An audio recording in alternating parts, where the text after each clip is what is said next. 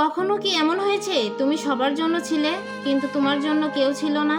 মানুষের মন খারাপ হলে তুমি ঘন্টার পর ঘন্টা কথা বলেছো, তাদের চোখের পানি থামানোর চেষ্টা করেছো, তাদের ভেঙে পড়তে দাওনি। কিন্তু যেদিন তোমার ভিতরটা ভেঙে গিয়েছিল সেদিন তুমি নিজের ফোনটা হাতে নিয়ে অনেকক্ষণ বসেছিলে। কার নাম্বারে কল দিবে সেটাই খুঁজে পাওনি। কারণ তোমার পরিচিত মানুষ অনেক ছিল কিন্তু আপন মানুষ খুব কম ছিল। তারপর তুমি শিখে গেলে নিজের কান্না নিজেকেই থামাতে হয়, নিজের যুদ্ধ নিজেকেই লড়তে হয়। তুমি হাসতে শিখে গেলে যখন তোমার কাঁদার কথা ছিল, তুমি বলতে শিখে গেলে আমি ভালো আছি যখন তোমার ভেতরটা সাহায্যের জন্য চিৎকার করছিল। সবচেয়ে কষ্টের ব্যাপার কি জানো?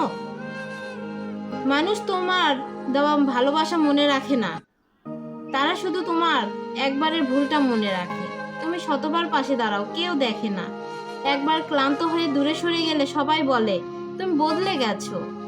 হ্যাঁ, মানুষ বদলায়, অবহেলা বদলে দেয়, অপেক্ষা বদলে দেয়, বারবার ভেঙে যাওয়া বদলে দেয়। তবুও কিছু মানুষ আবারও সবার জন্য দোয়া করে, কারণ তাদের হৃদয়টা ভাঙলেও মরে যায় না। তাই যদি তোমার মনে হয় তুমি একা, যদি মনে হয় তোমার কষ্ট কেউ বুঝছে না, তাহলে আকাশের দিকে তাকাও।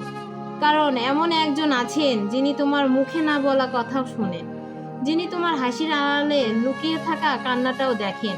তিনি সবই দেখতে পায়, তার চোখে কিছুই সরিয়ে যায় না। যে মানুষটা সবার কষ্ট বোঝে, অনেক সময় তার নিজের কষ্ট বোঝার মতো কেউ থাকে না। এটাই বাস্তব।